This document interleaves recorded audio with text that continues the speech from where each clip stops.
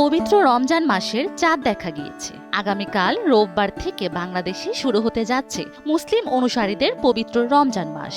ঢাকা শহরের মানুষের পছন্দের বাহন মেট্রো রেলে খাবার বা পানি নিয়ে যাতায়াত করা নিষিদ্ধ ছিল, কিন্তু পবিত্র মাহে রমজান উপলক্ষে নতুন করে নির্দেশনা দিয়েছেন মেট্রো রেল পরিচালনাকারী প্রতিষ্ঠান Dhaka mass transit company limited.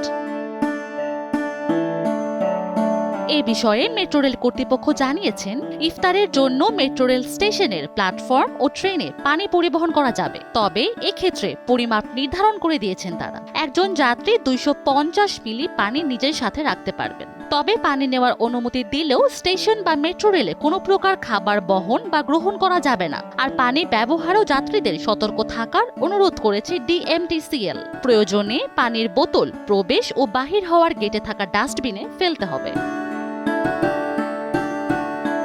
Metro rail সর্বপ্রথম উত্তর স্টেশন থেকে সকাল 7:10 ছাড়বে ও সর্বশেষ ট্রেন রাত 9টায় ছাড়বে। অন্যদিকে মতিঝিল থেকে সর্বপ্রথম ট্রেন সকাল 7:30টায় এবং সর্বশেষ ট্রেন রাত 9:40 ছাড়বে। আর শনিবার, শুক্রবার ও অন্যান্য সরকারি ছুটির দিনের সময়সূচি অপরিবর্তিত থাকবে। নির্দেশনাগুলো প্রথম রমজান থেকে পবিত্র ঈদ উল ফিতরের আগ পর্যন্ত চলমান থাকবে বলে জানিয়েছেন Dhaka mass transit company limited.